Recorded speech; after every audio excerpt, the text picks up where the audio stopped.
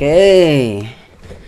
el día de hoy, justo el día después de que hice esa video reacción de la Amazing Digital Circus, vamos a reaccionar al Death Battle de Wile y Coyote contra Tom el gato.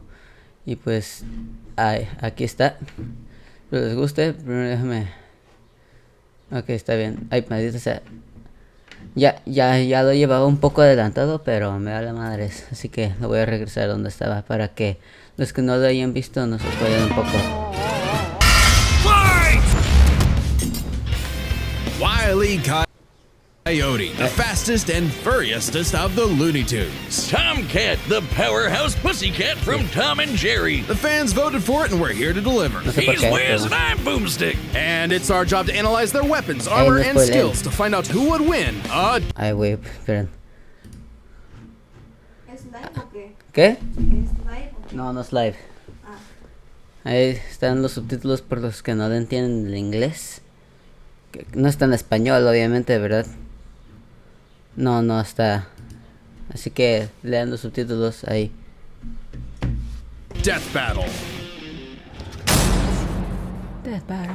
In tales told over shimmering campfire by the tribes people of North America, there was no figure so cunning, so bold as Coyote. To the Miwok, he was a Prometheus who stole fire from the heavens to give to humanity. To the Sewetmuk, he was a foolish trickster who could die and return to life. And to the brothers Warner, he's just a poor dumb schmuck who can't catch a break. To this day, the great Coyote stalks the... Aguanta.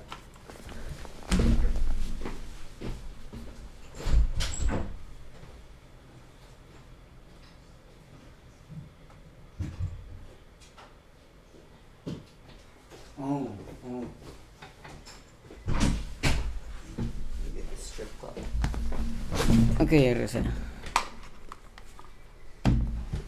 American Southwest, hunting his indefatigable prey, the Roadrunner. And this modern Wile Coyote is driven by a ruthless entrepreneurial spirit. Yeah, and it drove him straight off a cliff. He'll chase that bird-shaped happily ever after to his own inevitable undoing. Such is the lot of the common man. You might not expect it from an anthropomorphic canine Job, but Wile was born the son of world-famous hunter Cage E. Coyote. His father raised him from infancy to hound his avian adversary and forbade him to speak until he tasted victory. On the face, an easy task. Coyotes are incredible. Wile Coyote occasionally speaks, most commonly in his crossovers with bugs. Adaptable predators, capable of hunting in both rural and urban environments. They're also speedy little demons. They can sprint at up to 43 miles per hour. Though that's cold comfort when that blue meeping bastard can make beams of light look stone still, or outrun a car that was moving fast enough to travel through time. Frankly, it's incredible that Wile manages to consistently keep up with his prey at all. But he does. No, really, it's actually stated that only a, quote, tiny little extra burst of speed separates the Coyote and the Roadrunner. Heck, Bugs Bunny himself needed to take super speed supplements in order to move fast enough to outrun Wile. But almost as fast isn't fast enough. Fortunately, Wile's got an endless assortment of gadgets, gizmos, and reams of blueprints to make up the difference. He's got your classics like dynamite, anvils, and spring-loaded boxing gloves, along with heavier artillery like heat-seeking missiles, a 10 billion volt electromagnet, and a friggin' trebuchet, a Reddit favorite. Many of which he invented himself and uses in excruciatingly detailed schemes that inevitably go awry. Despite being a self-described super genius, Wile has an officially measured IQ of 3. That's the same IQ as a cactus. Okay, the test results were fake, but he's still an idiot. So why not let a soulless corporation do the hard work for him? Acme sells any product that you can imagine, and Wile is their most devoted customer, contributing up to 99% of its multi-billion-dollar revenue. Thanks for the inherited wealth, Pops. Oh, don't worry, I'm spending it all in one place. He's got an Acme Book of Magic, Acme Clone-O-Matic, Acme Death Ray, Acme City in a Box, Acme Universal Remote. Acme... ¿Saben? Which can pause, fast forward, and rewind a person through time. Too bad half the stuff Wile uses is intentionally sabotaged, because Acme's board of directors is exclusively Runners. My man cannot catch a break, but he sure can take some punishment. La procrastinación provocada por el trauma, no por la pereza sigues postergando. Cállate. No matter the severity of his failures, Wile is still a toon and can bounce back from just about anything. He's been sliced, stabbed, squashed, exploded, melted, blasted into a constellation, and overall verbed for the last 87 years straight without ever actually dying. He once got fully disintegrated into ash and popped back up like it was nothing. Similar to the immortal Coyote of ¿Ah? Sewetmuk legend. He's also shattered the fourth wall tons of times and even left the comic page entirely to catch the Roadrunner. Ah, so close. Believe it or not, there is actually a biological reason for these abilities. Loony DNA. Every toon's got it, not just the loony ones. And it's what lets them survive fatal damage up to being fully erased off the page. Essentially dictating their personal slice of reality to whatever is funny. Like how gravity only affects the Coyote when he looks down. Toons are immune to the laws of physics as we know them. That's why Wile developed a counter to this immortality, the Loony DNA Dissolver, which leaves toons vulnerable to fatal wounds the same way we are. Yet again, so close. You can't say he hasn't tried everything. It was Wile's experience as a veteran toon that landed him a job at Acme University as department chair of the School of Hard Knocks, teaching up-and-coming tiny toons how to use their abilities. Okay, so Naruto. And just like Naruto's jutsus, Toon Force works like an actual power system, with more experienced toons like Wile who are more powerful than their younger counterparts. And that means Wile should be capable of replicating feats and abilities performed by any other Looney Tune, like traveling between different mediums or altering the plot of the cartoon he's in. And my favorite was the time Plucky Duck used Marvin the Martian's matter transmogrifier to suck up the entire universe. And then suck up the animator animating his universe. And then suck up the animator's universe for good measure. Wile's got a cushy 10-year job teaching that stuff. Impressive for an abject failure at his life mission. He's helped stop a meteor from destroying Earth, beat the Monstars in basketball, and even, oh snap, caught the Roadrunner! Oh wait, never mind, so damn close! According to 1977's Tweety and Sylvester issue 67, Wile Coyote has attempted to catch the Roadrunner 4,776,842 times. Scaling to the present, that's over 10 million failures. That takes dedication, or maybe self-destructive stubbornness. Too blinded by bird lust to see the forest for the trees. But Acme's intentional malfunctions and Coyote's recklessness don't account for all of his catastrophes. There's something else, something grander, otherworldly, standing in the way of our furry friend's salvation. There's no other way to say it. God is just plain out to get this guy. And by God, we mean the closest thing that exists for Coyote and Roadrunner. Chuck Jones. The guy that created him and helped forge the Looney Tunes into how we know him today. Originally meant to be a parody of earlier chase cartoons like, well, Tom and Jerry, Jones established several rules for their animated shorts that superseded Coyote's reality. A su madre. A ver, voy a quitar los subtítulos un momento. Una de las reglas dice no dialogue ever except beep beep. O sea, que para Shani, para Wile Coyote y el Correcaminos no había diálogo excepto beep beep.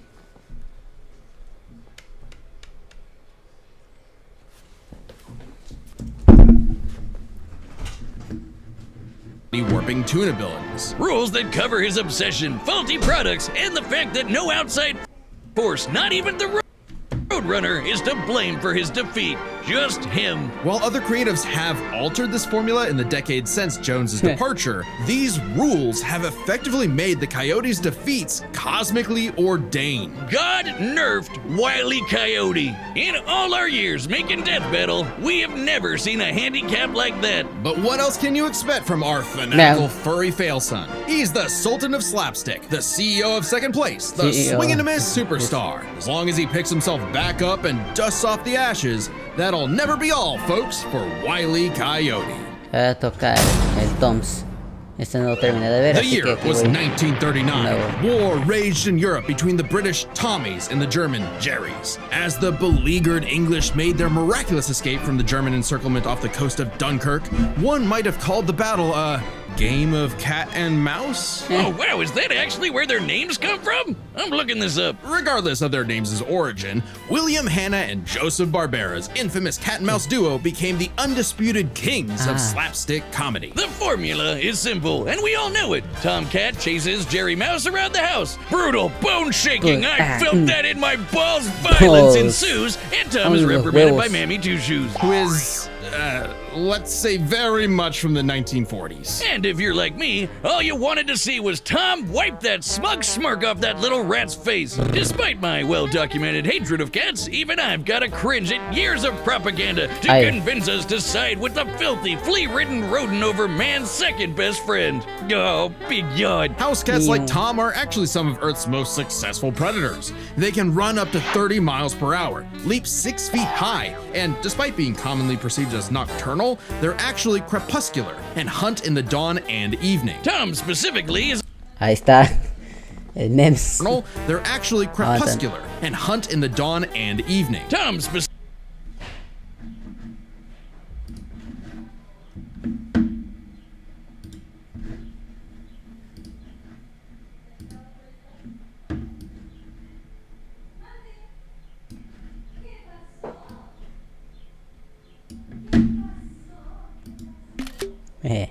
Specifically is a British shorthair. They're strong, stocky Roman cats bred to withstand harsh conditions. And for Tom, harsh conditions is an understatement. Tom has collected a crazy assortment of weapons in his war against mousekind. Sure, most of it is the stuff you can find around the average American household, like baseball bats, lead pipes, and guns. Lots and lots of guns. But he's got wackier things like a magic wand, a robo-cat, vanishing cream, and a smart cap that gives him all the knowledge in the world. I'm partial to the Sword of Light and Dark, which severs you from your own shadow, or the Rewind Remote, which can move your victim backwards through time. And you can't forget the cat car and cat jet, spelled with K's, of course, but just the cat part. Tom's arsenal is heavily improvisational, which fits his quick thinking in fights over Thanksgiving turkey. Though he often loses his bouts with Jerry, it's not usually because he's dumb or incompetent. Rather, he's just genuinely outplayed. And even in defeat, he's one tough son of a gun. He's been crushed, blown up, had every bone in his body broken, shattered, melted, and vaporized to dust, and survived. Well,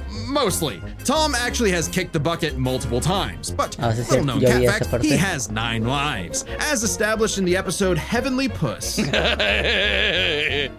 Oh, Wiz was conducting some different kind of research when he stumbled on that episode. Very funny. Even if Tom starts to use his lives up, he has a potion that just restores them. Or he can physically go get them back from hell, where all cats go. Extremely hardcore for a toon, but there isn't much of a limit to what Tom can do. He can clone himself, levitate in the air, make his imagination real, and even break the fourth wall and enter the real world. Yeah, if you only watch the classic cartoons from the 40s, you may be in for a shock. Tom and Jerry gets buck wild, much like the actual inspirations for their names. Thank you, Google. Oh, you're still on this? Dodoy Whiz. They were actually named after the 2 characters in Pierce Egan's delightful life in London, Jerry Hawthorne and Corinthian Tom. It was adapted to the stage with the title Tom and Jerry, which later became a catch-all term in 1800s England for young, drunken rabble-rousers. One could, in fact, say that many rabbles were roused the times Tom destroyed a planet-busting Oh, no activé los subtítulos, perdón. Asteroid, lifted up the sun. No pienso regresarle, me da flojera. Ahí lo ven ustedes para entender. And was blown up into a constellation. Awesome. And he was just fine. Just a bunch of stars now, but he's okay. He taked an explosion that launched him through time to the Stone Age and has run through space at massively faster than light speeds. That shouldn't be a surprise when he and Jerry have been at each other's throats for over 80 years now. But what may surprise you is the fact that at the end of the day, they're actually friends. And they've worked together tons of times to save the day, like when they helped a little orphan girl, Robin Starling, find her way home. Oh, that's a nice end to their story. Don't you believe it? Now is when we have to talk about Tom and Jerry Chase. Chase. Long ago, the warrior god, Lord of Sichuan, Long Shen, battled the tricksy and indomitable Mouse King atop Peach Mountain, leading the goddess Celeste to declare the two the strongest warriors in the realm. And they were, in fact, Tom and Jerry. They were even stronger than Devil Tom, who repelled corruption by the darkness. This mysterious, malevolent force threatened to consume the Tree of Life, whose branches encompass all of time and space. Banding together, these warriors used the star element to dispel the darkness and save the universe. What the fuck? Well, it may sound completely insane. It is. Chase is a Chinese mobile gacha game whose lore is not entirely in keeping with the spirit of the source material. However, it is officially licensed by Warner Brothers Interactive Entertainment, which means we have to include it in our research. So that the gods may grant us mere mortals some heavenly push! No! Friendly rivalry aside, though, Tom has actually managed to catch the little rat fair and square a few times. By my count of the original shorts, 19 times. I could watch him on repeat forever. Too bad he's still a filthy feline. The only kitty I truly respect is named after booze. Well then, you're in luck, because the Tom and Jerry of English literature later became the namesake for a famous Christmas cocktail. Because there's no better way to get absolutely trashed than with good old Tom and Jerry. Guess what? No, si es sponsor, no me voy a brincar el sponsor, el patrocinador. Ok.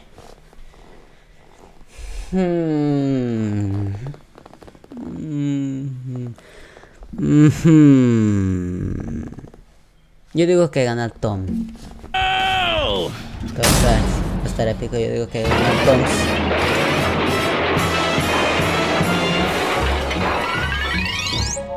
House Mouse es... no puedo ver, pero no. Domestic Cat. Feliz Catus... el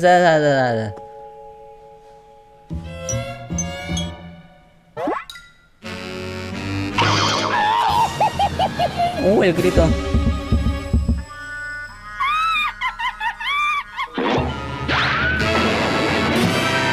Ay. Greater Roadrunner. Son los nombres de científicos. Coyote. Push.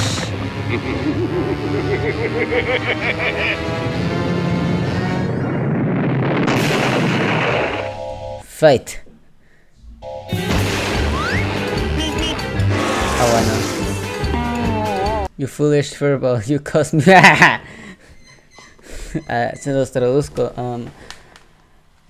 Bola de pelos mensa, me acabas de costar la cena.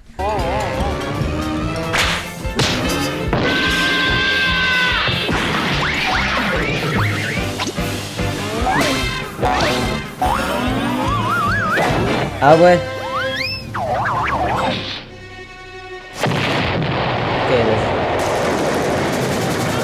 ¿Qué pex? Están en guerra ahora. Come on, you apes! You wanna live forever! ¿Qué es eso?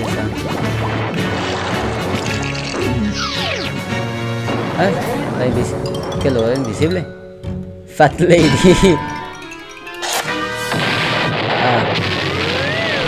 Todo el tiempo estuvieron dentro de la casa. ¿Qué pex? Acme. ¿Qué es eso?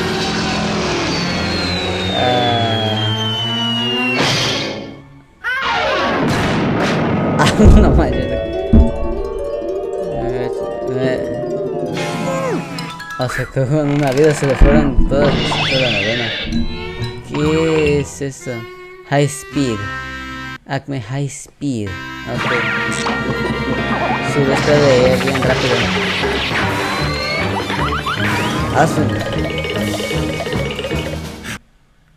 ¿Estás recorriendo Arizona y Nuevo México? Texas.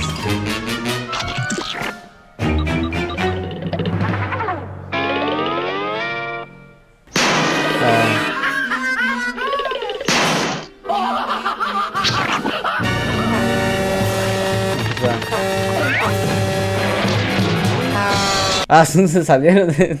Se salieron del video, Cotex. She had seen that coming. Ah, bueno. Alguien eso.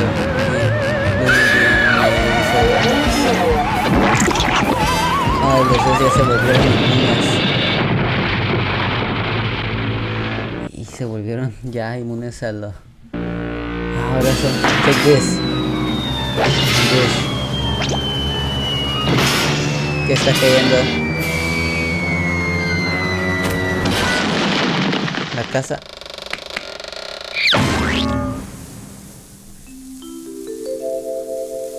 Ay.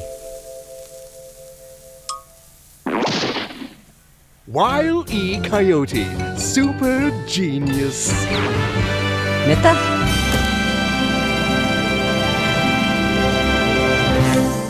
Mentira.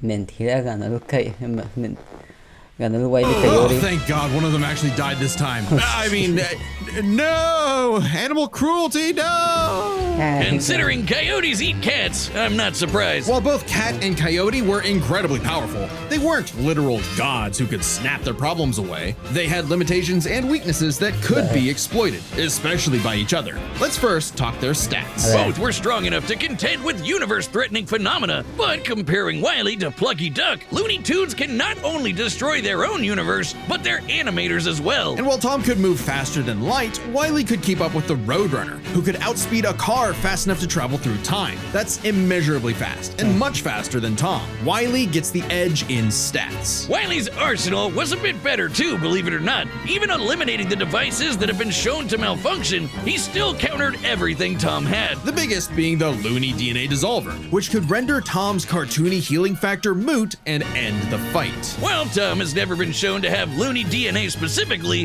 the concept clearly has nothing to do with actual DNA molecules. Looney Tunes have been erased completely and still returned, so it's clearly something more fundamental to their essence. And since the Dissolver works on any tunes, not just the Looney ones, it should apply to Tom. But considering how much of a screw-up Wile is, it wasn't a sure bet. Hell, it could have backfired, especially considering how much more competent Tom is. When it came to intelligence, Wile's engineering and scheming genius were often defeated by his own ego and stubbornness. Tom, on the other hand, was consistently more flexible, pragmatic, and victorious in his fights. He definitely gets the edge there. Oh, and Tom has one other big advantage. He doesn't have God nerfing him. And that's the big question. Was Tom capable enough to benefit from Wile's narrative-enforced bad luck and see the DNA Dissolver backfire against him? That bad luck is a core part of Wile's character as a cartoon. So let's call it his, toonliness. To find the answer, we dug deep through the bowels of Looney Tunes lore and ended up in an unexpected place.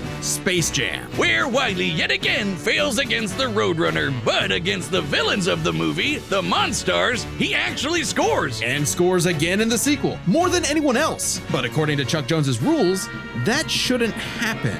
Right? Throughout his entire history, Wile's cosmically ordained failures only occur when he's specifically chasing the Roadrunner, or other tunes the plot bends around like bugs, because that's what Chuck Jones's rules were written for, Coyote and Roadrunner cartoons. And even then, looking closely, they've been broken a few times throughout the decades, even during Chuck Jones's tenure. Without the universe nerfing him, there's no reason to think Wile couldn't eventually land a hit with the Looney DNA Dissolver. Especially when the only reason it failed was because of the Roadrunner's intervention, a direct violation of Chuck Jones's limitations on the Coyote. And especially when it's the only thing that either one had that could kill the other. Despite lacking Wile's narrative impediments, and despite having a better track record overall, Tom ultimately had no surefire way to kill Wile, whereas Wile's superior strength, speed, and looting arsenal ensured his victory. Wile gave one hell of a chase and left Tom Jones in for a rematch. The winner is Wile Coyote. No me esperaba eso.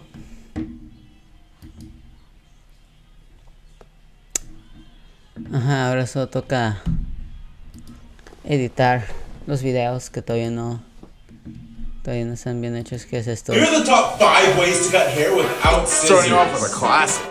The cutting board. Next. The nail clippers. The teeth. No. Now, the ice skates. And finally, the lightsaber.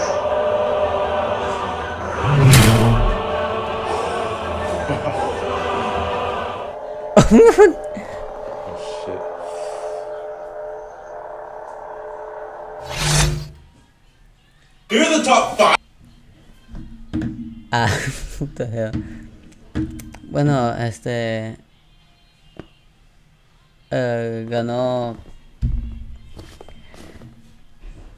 ganó el Wile. No, pues, no, sí ya, para parar, ya llevo 25 minutos grabando, porque todavía necesito grabarlo, digo, editar el Missing Teacher Circus, que no se va a quedar así, lo voy a tener que editar de otra manera, así que bye.